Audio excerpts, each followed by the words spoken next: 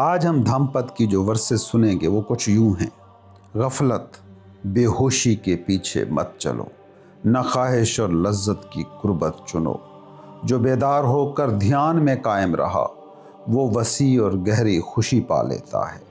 جب دانا انسان غفلت کو بیداری کے ذریعے مٹا دیتا ہے تو وہ دانائی کے محل پر چڑھ جاتا ہے۔ بے غم ہو کر غم زدہ انسانوں کو یوں دیکھتا ہے جیسے پہاڑ پر کھڑا شخص میدان میں کھڑے لوگوں کو دیکھتا ہے۔ جو خود بیدار ہے وہ غافلوں میں، جو جاگ رہا ہے وہ سوئے ہوں میں یوں آگے بڑھ جاتا ہے جیسے تیز رفتار گھوڑا کمزور گھوڑوں کو پیچھے چھوڑ دیتا ہے۔ جو بھکشو بیداری میں سرشار ہے اور غفلت میں خطرہ دیکھتا ہے وہ چھوٹے بڑے تمام بندھنوں کو یوں جلا دیتا ہے جیسے آگ سب کچھ بھسم کر دیتی ہے۔ جو بھکشو بیداری میں سرشار ہے اور غفلت میں خطرہ دیکھتا ہے اس کے لیے زوال ممکن نہیں، وہ نروان کے بالکل قریب ہے۔ آئیے اب ان ورسز کو سمجھنے کی کوشش کرتے ہیں۔ ذرا ایک لمحے کو ٹھہریں اور سوچیں کہ آپ کس چیز کی تلاش میں سرگرداں ہیں۔ یہ بھاگ، یہ دوڑ، یہ اضطراب، یہ بے چینی آخر کس لیے ہے؟ تلاش کس کی ہے؟ اگر آپ گہرائی میں جھانکیں گے تو پائیں گے کہ تلاش کسی اور کی نہیں، خود اپنی ہی ہے۔ جسے آپ پانا چاہتے ہیں وہ کہیں دور افق کے پار نہیں، کسی ساتویں آسمان پر نہیں، بلکہ آپ کے اپنے ہی وجود کے نیہا خانے میں بیٹھا ہے۔ وہ باہر نہیں بھیتر ہے، جسے ہم زمانے بھر کی خاک چھان کر ڈھونڈ رہے ہیں۔ وہ دراصل ہماری اپنی ہی فطرت ہے، ہماری اپنی ہی ریئلٹی، حقیقت ہے۔ صوفی کہتے ہیں یہ روحانی سفر پیروں کا سفر نہیں، روح کا سفر ہے۔ یہ سفر کسی اور شخص، کسی اور مقام، کسی اور ہستی تک پہنچنے کا نام نہیں، بلکہ یہ اپنے آپ تک پہنچنے کا سفر ہے۔ ذرا غور کیجئے، کیا اس چیز کو پانے کے لیے کہیں جانے کی ضرورت ہے جو پہلے سے آپ کے پاس موجود ہو، جو آپ کو حاصل ہی ہے؟ بس اس کی موجودگی کا احساس غائب ہے، صرف اس کے تئیں جاگنا ہے۔ خزانے کہیں باہر کھدائی کر کے نہیں نکالنے، آپ خود ہی وہ خزانہ ہو جس کی تلاش جاری ہے۔ بس فرق صرف اتنا ہے کہ آنکھ بند ہے اور تم خواب دیکھ رہے ہو۔ صرف آنکھ کھولنی ہے اور دیکھنا ہے۔ اس سفر کی خوبصورتی یہ ہے کہ اس میں مسافر بھی تم ہی ہو، سفر بھی تم ہی ہو، سفر کا راستہ بھی تم ہو اور سفر کی آخری منزل بھی تم۔ اب سوال یہ پیدا ہوتا ہے، اگر منزل اور مسافر ایک ہی ہیں تو پھر وہاں پہنچا کیسے جائے؟ کیا چل کر؟ کیا بھاگ کر؟ کیا ہوائی جہازوں اور تیز رفتار سواریوں کے ذریعے؟ نہیں، وہاں پہنچنے کا واحد راستہ ہے بس رک جانا۔ انسان کی جو آخری اور حتمی منزل ہے اس تک بنا چلے ہی پہنچنا ہوتا ہے۔ سمجھو کہ جس کسی نے بھی اپنی حقیقت کو باہر کی دنیا میں تلاش کرنے کی کوشش کی وہ بھٹک کے رہا، وہ گمراہ ہوا۔ کیوں؟ کیونکہ اس کے سفر کا پہلا قدم ہی غلط ہو گیا۔ جس نے پہلا بٹن ہی غلط لگایا اس کی قمیض کبھی سیدھی نہ ہوئی۔ جنہوں نے یہ سوچ لیا کہ جو سکون اور خوشی اور جو خدا تمہارا ہے وہ کہیں تم سے باہر ہے، وہ عمر بھر صحراؤں میں بھٹکیں گے، ریت چھانیں گے مگر پیاس نہ بجھے گی۔ جن کا خدا ان سے باہر کسی آسمان، کسی عمارت میں قید ہے، یہ وہی لوگ ہیں جنہوں نے سفر کا آغاز ہی غلط کیا۔ اصل راز یہ ہے، کہیں جانا نہیں ہے، صرف اپنے پاس آنا ہے۔ کہیں ڈھونڈنا نہیں ہے، صرف بیدار ہونا ہے۔ اور جو خوش نصیب اس باریک سے نقطے کو سمجھ گیا وہ باہر کے ہر جال، ہر فریب، ہر دھوکے سے آزاد ہو گیا۔ حقیقی مذہب اسی کیفیت کا نام ہے۔ مذہب کسی خاص رسم و رواج کا نام نہیں، بلکہ مذہب اس خالص انسان کو تخلیق کرنے کا عمل ہے جو اس اندرونی آزادی کا حامل ہو۔ یہ خالص انسان جو ملاوٹ سے پاک ہو، یہی خود تک پہنچ سکتا ہے، یہی اس تک پہنچ سکتا ہے جسے تم نے مذہب سمجھ رکھا ہے۔ بدقسمتی سے وہ روحانیت نہیں، وہ تمہارے بازار کا ہی حصہ ہے۔ جن عمارتوں کو تم نے مسجد مندر قرار دے رکھا ہے اکثر اوقات وہ خدا کے نام پر چلنے والی دکانیں ہیں جہاں خوف اور امید کا سودا ہوتا ہے۔ انسان کی نفسیات کو سمجھنے کے لیے اس کہانی کو سنو۔ ایک گاؤں میں ایک شخص رہتا تھا جو اپنی کنجوسی میں بے مثال تھا۔ اسے عظیم کنجوس کہا جائے تو غلط نہ ہوگا۔ اس نے زندگی میں کبھی پھوٹی کوڑی تک کسی کو خیرات نہ دی۔ اس کی کنجوسی کا عالم یہ تھا کہ بھکاری بھی اس کے دروازے پر آنے سے کتراتے تھے، بلکہ الٹا انہیں خطرہ رہتا تھا کہ کہیں الٹا یہ ہم ہی سے کچھ نہ مانگ لے۔ ایک دن یہ کنجوس گاؤں کے پادری کے پاس گیا اور کہا، مجھے ایک دعا کرانی ہے۔ پادری نے پوچھا، کیسی دعا؟ اس نے کہا، دعا کرو کہ میری بیوی مر جائے۔ پادری اس کی کنجوسی اور فطرت سے اچھی طرح واقف تھا۔ اس نے کہا، ٹھیک ہے، دعا تو ہو جائے گی، مگر کیا نذرانہ لائے ہو؟ عبادت کے لیے کچھ تو دینا پڑے گا۔ کنجوس فوراً بولا، کچھ تو خدا کا خوف کرو۔ زندگی کی دعا مانگتا تو نذرانہ بھی بنتا تھا، اب موت کی دعا کے بھی پیسے لوگے، کچھ تو شرم کرو۔ پادری نے کہا، دیکھو بھائی، دعا مانگنی ہے نا، چاہے موت کی ہو یا زندگی کی، محنت تو لگے گی، خدا کی نظر تو دینی پڑے گی۔ بڑی مشکلوں اور بحث و تکرار کے بعد معاملہ 2 روپے پر طے ہوا۔ پادری نے دیکھا کہ معاملہ اتنا سیدھا نہیں ہے۔ اس نے کنجوس کو سبق سکھانے کا ارادہ کیا۔ جب کنجوس کی 2 روپے دینے میں بھی جان نکل رہی تھی تو اس نے کہا، دیکھو، شریعت میں اور مقدس کتابوں میں کہیں یہ ذکر نہیں ملتا کہ کسی کی موت کے لیے دعا کی جائے۔ لوگ خدا سے زندگی مانگتے ہیں، موت نہیں۔ مجھے معاف کرو، یہ کام مجھ سے نہ ہوگا، میرے اصول اس کی اجازت نہیں دیتے۔ اب کنجوس پھنس گیا۔ اس نے کہا، چھوڑو بھی یہ قانونی باتیں، میں 5 روپے دوں گا۔ پادری نے کہا، نہیں، یہ ہو ہی نہیں سکتا، لیکن تمہیں ایک ترکیب بتا سکتا ہوں، کیونکہ مذہبی قوانین ایسے ہی ہوتے ہیں، ان میں کہیں نہ کہیں گنجائش اور جگاڑ نکل ہی آتا ہے۔ کتابوں میں لکھا ہے کہ اگر کوئی آدمی عبادت گاہ کو چندے کا پکا وعدہ کرے، پھر 3 ماہ کے اندر وہ چندہ نہ دے تو اس کی بیوی مر جاتی ہے۔ یہ خدا کی طرف سے سزا ہوتی ہے۔ تو تم ایسا کرو، بڑے چندے کا اعلان کرو۔ دینے کی تو کوئی ضرورت ویسے ہی نہیں ہے، کیونکہ تم تو ویسے بھی نہیں دو گے، بس وعدہ کرو، اور 3 ماہ میں بیوی سزا کے طور پر مر جائے گی۔ کنجوس کی آنکھیں چمکی۔ اس نے سوچا، سودا برا نہیں ہے، جب پیسہ دینا ہی نہیں ہے تو پھر کیا ڈر؟ اس نے کہا، ٹھیک ہے، اگر دینا ہی نہیں ہے تو پھر 1 لاکھ لکھ لو۔ پادری نے مسکرا کر کہا، بھئی جب دینا ہی نہیں ہے تو 1 لاکھ کیوں، 10 لاکھ لکھتے ہیں۔ ارے 10 لاکھ کا اعلان کر دو۔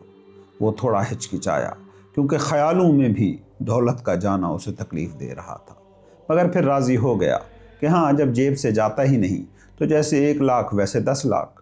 وہ بڑے اطمینان سے گھر لوٹ گیا۔ لیکن قدرت کا کھیل دیکھیے، بیوی مری نہیں، بلکہ جو بیمار تھی وہ ٹھیک ہونا شروع ہو گئی۔ وہ بڑا حیران ہوا۔ 3 ماہ پورے ہوئے تو واپس پادری کے پاس گیا اور کہا، یہ اصول تو کام نہیں کر رہا، بیوی تو بھلی چنگی ہو گئی ہے۔ پادری نے کہا، ارے بے وقوف، اصول کو سمجھو، شریعت کہتی ہے کہ سزا کے طور پر ہوگا، مگر تم تو چاہتے ہی یہی ہو کہ بیوی مر جائے، یہ سزا کیسے ہوئی؟ اگر وہ مر جاتی تو یہ تمہارے لیے سزا نہیں ہوتی، یہ تو الٹا تمہارا انعام ہو جاتا، اس لیے دعا ضائع ہو گئی۔ اصول تب کام کرے گا جب یہ تمہارے لیے واقعی سزا جیسا ہو۔ پادری نے اسے ایک نیا رستہ دکھایا، اگر تم سچ میں چاہتے ہو کہ بیوی مر جائے تو اب ایسا کرو، بازار جاؤ، ہیرے جواہر خریدو، قیمتی ساڑیاں خریدو، بیوی کو تحفے دو، اس کی اتنی خدمت کرو، اسے اتنا پیار دو کہ بیوی تم سے بے پناہ محبت کرنے لگے، اور تم بھی اس کی محبت میں گرفتار ہو جاؤ۔ نوبت یہاں تک آ جائے کہ تمہاری جان پکار اٹھے کہ نہیں اے خدا، اب اسے مت مارنا۔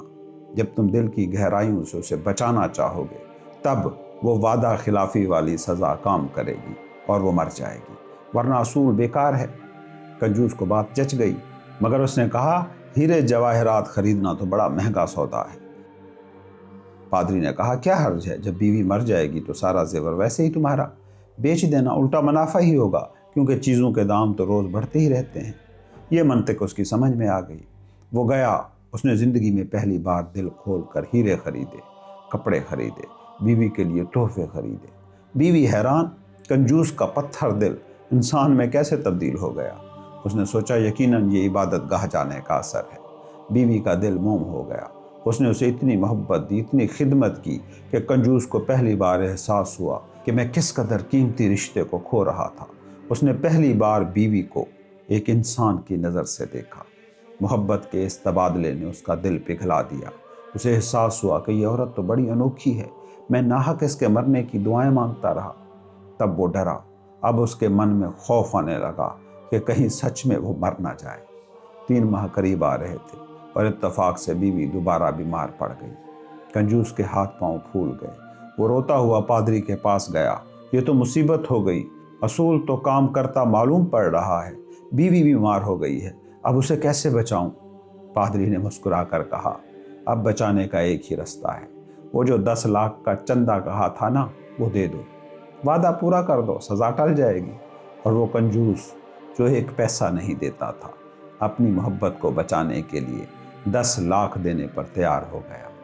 कहानी वैसे तो एक लतीफ़ा है, मगर सोचना ये लतीफ़ा नहीं लगेगा, ये हमारी रूहानी हालत की अक्कासी है। जिन मकामात को तुम इबादत गाहें कहते हो, वो दरअसल तुम्हारी ही दुकानों की तौसी हैं। वहाँ भी वही तिजारती असूल काम कर रहे हैं जो बाज़ार में करते नज़र आ रहे हैं। तुम खुदा से भी सौदे करते हो, ऐ खुदा मेरा ये काम कर दे, मैं इतनी नफलें पढ़ूंगा, इतनी खैरातें करूंगा, इतने रोज़े रखूंगा। ये मोहब्बत नहीं, रिश्वत है। तुम्हारे मजहबी पेशवा तुमसे अलग नहीं हैं, वो तुम्हारी ही कहानी का फैलाव हैं। अगर वो तुम्हारी तरह हिसाब किताब करने वाले ना होते तो तुम उन्हें अपना पेशवा ही ना मानते। तुम्हारा खुदा तुम्हारे तसव्वुर का मोहताज है। तुमने जो मूर्तियाँ, जो खाके, जो तसव्वुर, जो ढांचे कायम कर रखे हैं खुदा के बारे में, वो दरअसल तुम्हारी अपनी ही नफ्सियात की तस्वीरें हैं। तुम खुदा के सामने नहीं झुकते, अपने ही तराशे हुए, अपने ही ख्यालात, अपनी ही ख्वाहिशों के पुतों के सामने झुकते हो। खुदा की कोई मूर्ति या तस्वीर बनानी ज़रूरी नहीं, क्योंकि वो तो तुम्हारे अंदर जिंदा जावेद मौजूद है। सवाल कहीं बाहर झुकने का है ही नहीं, सवाल है अंदर झुकने का। जिस दिन तुम्हें अपने अंदर झुकने का फन आ गया, जिस दिन तुम्हारी अकड़ टूटी और तुम्हारी मैं मिटी, तुम पाओगे कि तुम असली काबे, असली मंदिर के सामने खड़े हो। वो रोशन हरम तो हमेशा से दिल में आबाद था, तुम मट्टी के घरों में उसे पुकारते रहे थे, जो तुम्हारी रगे जान से भी करीब था। इकबाल ने कहा था, ढूंढता फिरता हूँ मैं इकबाल अपने आप को, आप ही गोया मुसाफिर, आप ही मंजिल हूँ मैं। बुधा के मानने वाले भिक्षु हों या सन्यासी और सूफी, हमेशा एक बात कहते रहे हैं, गफलत में मत जीना। गफलत क्या है? गफलत है बेहोशी, एक ऐसी नींद जिसमें आंखें खुली हैं मगर शऊर सोया हुआ है। तुम में से अक्सर लोग जिस तरह जी रहे हो वो ज़िंदगी नहीं, एक लंबी नींद है। सुबह उठे, काम पर गए, लड़ा झगड़ा, कमाया, सो गए। क्या हासिल है इस सब का? कभी कभी ज़िंदगी के किसी मोड़ पर, किसी सदमे में, किसी खामोश लम्हे में तुमको भी ये झलक मिलती है कि ये क्या फजूल जी रहा हूँ, ये सब दौड़ धूप आखिर किस लिए? एक दिन इसी रास्ते पर चलते चलते गिर जाऊंगा और मट्टी मट्टी में मिल जाएगी। तुम जिस ज़मीन पर चल रहे हो ये करोड़ों इंसानों का कब्रिस्तान है। आग बुझी हुई इधर, टूटी हुई तनाब उधर, क्या खबर इस मकाम से गुजरे हैं कितने कारवां। कितने ही लोग, कितने ही मुसाफिर इस मकाम से गुजरे और खो गए, उनका नामो निशान तक मिट गया। ऐसे ही तुम भी मिट जाओगे। ये एहसास कभी कभार बिजली की तरह कूदता है, लेकिन तुम इसे फौरन झुटलाते हो। तुम खुद को संभाल लेते हो। फौरन रेडियो लगाया, दोस्तों की तरफ गए, मोबाइल फ़ोन में गुम हो गए, ताकि ये खौफनाक सच कहीं सामने खड़ा ना मिल जाए। तुम सच से बचने के लिए झूठे ख्वाबों में डूब जाते हो। इस कैफियत को बुधा ने गफलत कहा है। जानते बूझते हुए अनजान बने रहना। जानते हो आग में हाथ डालने से हाथ जलेगा, मगर फिर भी डालते हो। ये बेहोशी नहीं तो और क्या है। बुद्ध कहते हैं, गफलत में मत लगे रहो, ख्वाहिशात की कसीदा खानी मत करते रहो। तुम जानते हो ख्वाहिशें कैसे तुम्हें अपने जादू का मुब्तला रखती हैं। तुम जिस चीज़ की तारीफ़ करते हो, जिसका जिक्र बार बार करते हो, उसी के ग़ुलाम हो जाते हो। इसे नफ्सियात की ज़बान में खुद फरेबी या सेल्फ हिप्नोसिस कहा जाता है। तुमने कभी गौर किया, तुम जिस चीज़ की तारीफ़ करते रहते हो वही चीज़ तुम्हारे दिलो दिमाग पर काबिज़ हो जाती है। आज का इंसान हवस का कसीदा गो है। तुम्हारे गीत, तुम्हारी फिल्में, तुम्हारे ड्रामे, तुम्हारे इश्तिहार, सब के सब हवस, लालच, ख्वाहिशात के गिर्द घूमते हैं। अगर एक गाड़ी बेचनी हो तो उसके साथ एक खूबसूरत औरत खड़ी कर दी जाती है। गाड़ी नहीं बिकती, वो हवस बिकती है। तुम खुद अपने इर्द गिर्द एक ऐसा जाल बुनते हो जिसमें खुद ही आखिर में फंस जाते हो। ये सब एक हिप्नोसिस है। और जब बुधा یا کوئی صوفی کہتا ہے کہ دنیا دھوکہ ہے، مایا ہے، تو ان کا مطلب یہ درخت، پہاڑ، دریا نہیں ہے دھوکہ، ان کا مطلب وہ دنیا ہے جو تم نے ذہن میں تخلیق کر رکھی ہے، جو تمہارے تعصبات، تمہاری خواہشات، تمہارے خوابوں سے بنی ہے۔ یہ ذہنی دنیا جھوٹی ہے، تم کو وہی دکھائی دیتا ہے جو تم دیکھنا چاہتے ہو۔ بدھ کہتے ہیں رک جاؤ، اس قصیدہ خوانی کو بند کرو، کیونکہ یہ لوری بن کر تمہاری نیند کو اور گہرا کر دے گی۔ تعریف کرنی ہے تو پھر سچ کی کرو، بیداری کی کرو، نروان کی کرو، نجات کی کرو، سچ ریئلٹی کی کرو۔ لیکن سچ کڑوا ہوتا ہے، سچ تمہارے میٹھے خوابوں کو توڑ دیتا ہے، اس لیے تمہیں سچ بولنے والے لوگ زہر لگتے ہیں۔ یہی تو وجہ ہے تم سقراطوں کو زہر کا پیالہ دیتے ہو، منصور حلاجوں کو سولی لٹکاتے ہو، عیسیٰ کو صلیب دیتے ہو، کیونکہ وہ تمہیں جگانے آتے ہیں مگر تم سونا چاہتے ہو۔ صوفی فقیر بہاؤالدین کا مشہور واقعہ ہے، لوگ دور دور سے ان کے پاس آتے تھے لیکن اکثر غلط وجوہات کی بنیاد پر۔ ایک شخص ان کے پاس آیا اور مرید ہو گیا۔ اس کی نیت یہ تھی کہ وہ بھی بہاؤالدین کی طرح با اثر اور مشہور ہو جائے۔ بہاؤالدین نے اسے بھانپ لیا اور کہا تم غلط وجہ سے صحیح جگہ اور صحیح لوگوں میں آ گئے ہو، تم یہاں خود کو بدلنے نہیں، خود کو سجانے آئے ہو۔ تم چاہتے ہو کہ لوگ تمہاری پوجا کریں اور یہی خواہش روحانیت کی موت ہے۔ وہ شخص باز نہ آیا۔ اس نے دیکھا کہ بہاؤالدین ہمیشہ اپنی جیب میں ایک چمکدار ہیرا رکھتے ہیں۔ اس نادان نے سوچا کہ یہ ساری کرامات اور سارا اثر اسی ہیرے کی وجہ سے ہے۔ اگر یہ ہیرا مجھے مل جائے تو میں بھی عظیم صوفی بن جاؤں گا۔ ایک رات اس نے وہ ہیرا چرا لیا اور وہاں سے بھاگ گیا۔ برسوں گزر گئے، اس نے اس ہیرے کی نمائش کی، لوگوں کو متاثر کرنے کی کوشش کی، مگر اسے وہ عزت، وہ سکون کہیں نہ ملا۔ ہیرا وہی تھا مگر اس کے ہاتھ میں وہ صرف ایک پتھر رہ گیا۔ ایک دن بہاؤالدین اس کے دروازے پر پہنچے اور کہا اب بہت ہو گیا، میرا ہیرا واپس کر دے۔ وہ شخص قدموں میں گر پڑا اور بولا حضور ہیرا تو یہی ہے، مگر اس نے مجھے وہ طاقت کیوں نہ دی جو آپ کے پاس تھی۔ بہاؤالدین نے ایک تاریخی جملہ کہا، جب تک تو خود ہیرا نہ ہو جائے تیرے ہاتھ میں آیا ہر ہیرا پتھر رہے گا، اور جس دن تو اندر سے ہیرا ہو گیا تیرے ہاتھ پتھر بھی آئے گا تو ہیرا بن جائے گا۔ تو کب تک باہر کی چیزوں سے اپنی قیمت بڑھانے کی کوشش کرتا رہے گا؟ اپنی قیمت اپنے اندر پیدا کر۔ زندگی کے دو ہی رستے ہیں، یا تو باہر بھکاری بن کر مانگتے رہو یا پھر اندر بادشاہ بن کر جیو۔ جس نے خود کو پا لیا اسے کسی بیرونی سہارے کی ضرورت نہ رہی۔ دھیان، میڈیٹیشن کیا ہے؟ میڈیٹیشن خود کو پانے کا نام ہے، لیکن خود کو پانے کے لیے ان تمام چیزوں کو ہٹانا پڑتا ہے جو تم نہیں ہو۔ یہ عمل ایسا ہی ہے جیسے پیاز چھیلنا۔ تم ایک چھلکا اتارتے ہو، پھر دوسرا، پھر تیسرا۔ چھلکے کیا ہیں؟ یہ تمہارا جسم ایک چھلکا ہے، یہ تمہارے تھاٹس ایک چھلکا ہیں، یہ تمہارے جذبات، ایموشنز ایک چھلکا ہیں، یہ تمہارے عقیدے، عقائد، ازمز یہ ایک چھلکا ہیں، یہ تمہارا عہدہ، نام، سٹیٹس یہ ایک چھلکا ہے۔ یہ سب چھلکے ہیں اور یہ سب اتارے جا سکتے ہیں۔ جب سارے چھلکے اتر جاتے ہیں تو آخر میں کیا بچتا ہے؟ صفر، خلا، کچھ بھی نہیں، نتھنگنیس۔ وہی خلا، وہی خاموشی، وہی نتھنگنیس تمہاری اصل نیچر ہے۔ میڈیٹیشن کا مقصد اسی خلا تک پہنچنا ہے جسے کوئی تم سے چھین نہ سکے، جو تم سے الگ ہو نہ سکے، جسے آگ جلا نہ سکے اور تلوار کاٹ نہ سکے۔ جب انسان اس مقام پر پہنچتا ہے تو اسے جو خوشی ملتی ہے وہ دنیا کی کسی دولت میں نہیں ہے۔ کبیر نے کہا تھا میں ناچ رہا ہوں اور امرت برس رہا ہے۔ یہ وہ مقام ہے جہاں انسان کو مکمل قناعت اور اطمینان نصیب ہوتا ہے۔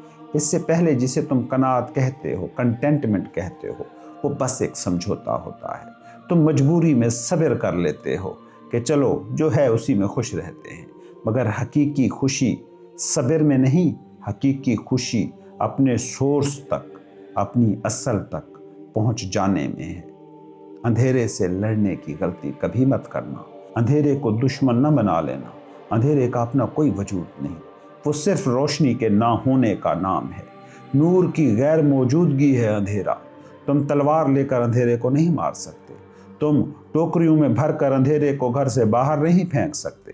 اندھیرا مٹانا ہے تو طریقہ ایک ہے، دیا جلا لو۔ بدھ کہتے ہیں جب دانا شخص غفلت کو بیداری سے ہٹا دیتا ہے تو وہ حکمت کے محل پر چڑھ جاتا ہے۔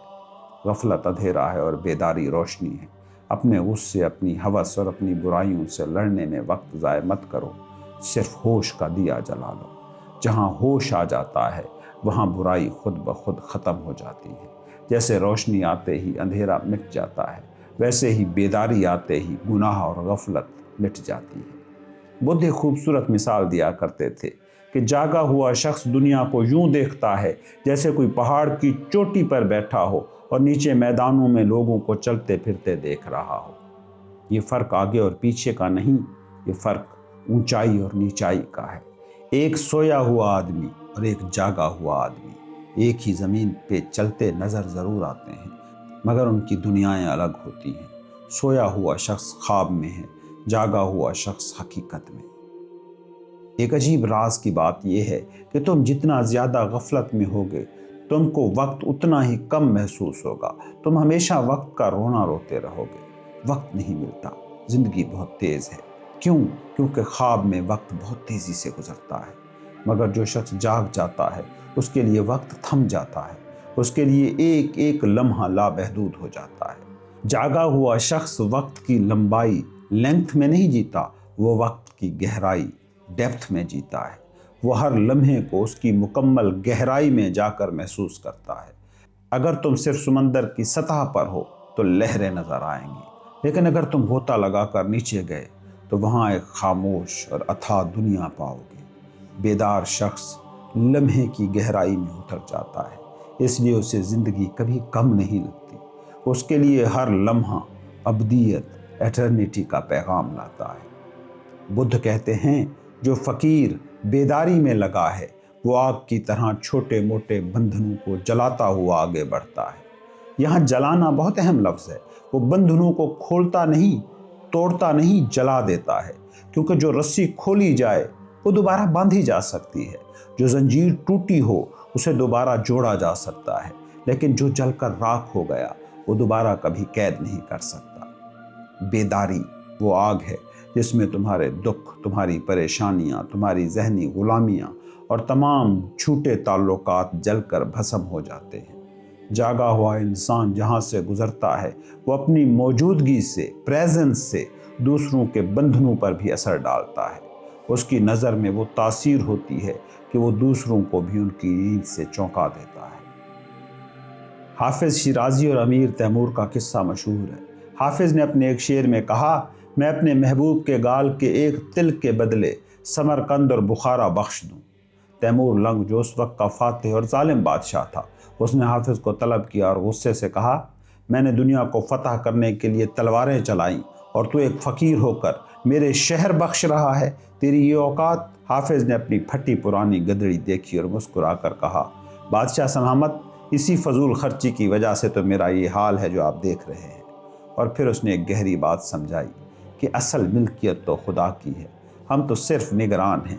چیزیں پکڑ کر بیٹھنے سے انسان بادشاہ نہیں بنتا، بلکہ دل سے چیزوں کی وقت نکال دینے سے انسان شہنشاہ بنتا ہے۔ جب گوتم بدھ کا آخری وقت تھا تو ان کے سب سے پیارے مرید اور ساتھی آنند زارو قطار ہونے لگا۔ اس نے کہا، بھگوان آپ جا رہے ہو، آپ کے ہوتے ہوئے ہم نہ جاگ سکے، اب آپ کے بغیر ہمارا کیا ہوگا؟ ہمیں راستہ کون دکھائے گا؟ اندھیرا تو اتنا گہرا ہے۔ بدھ نے آنکھیں کھولی اور اپنا آخری اور سب سے قیمتی پیغام دیا جو رہتی دنیا تک ہر سیکر کے لیے مشعل راہ ہے۔ انہوں نے کہا، اپ دیپو بھوو، یعنی اپنے دیے آپ بنو۔ بدھ نے کہا، آنند رو مت، میں تمہیں روشنی دے نہیں سکتا، میں اشارہ کر سکتا ہوں، میری روشنی تو میرے ساتھ جائے گی، تمہیں تو اپنی روشنی خود پیدا کرنی ہوگی، کسی کے سہارے مت رہنا۔ کوئی پیغمبر، کوئی گرو، کوئی کتاب تمہیں تب تک نہیں بچا سکتی جب تک خود تم جاگنے کا فیصلہ نہ کر لو۔ ادھار کی روشنیوں سے رستے نہیں کٹا کرتے، اپنے چراغ خود بنو، اپنے اندر کی لو کو خود بھڑکاؤ۔ یہی زندگی کا نچوڑ ہے۔ غفلت سے بیداری کا سفر یہی ہے کہ انسان دوسروں کی طرف دیکھنا چھوڑ دے اور اپنی روح کے چراغ کو روشن کرے۔ جس دن تم اپنے دیے خود بن جاتے ہو اس دن نہ کوئی اندھیرا رہتا ہے، نہ کوئی خوف، نہ کوئی بھٹکن۔ تب تمہیں پتہ چلتا ہے کہ منزل تو کبھی تم سے دور تھی ہی نہیں، منزل تو خود تم ہی تھے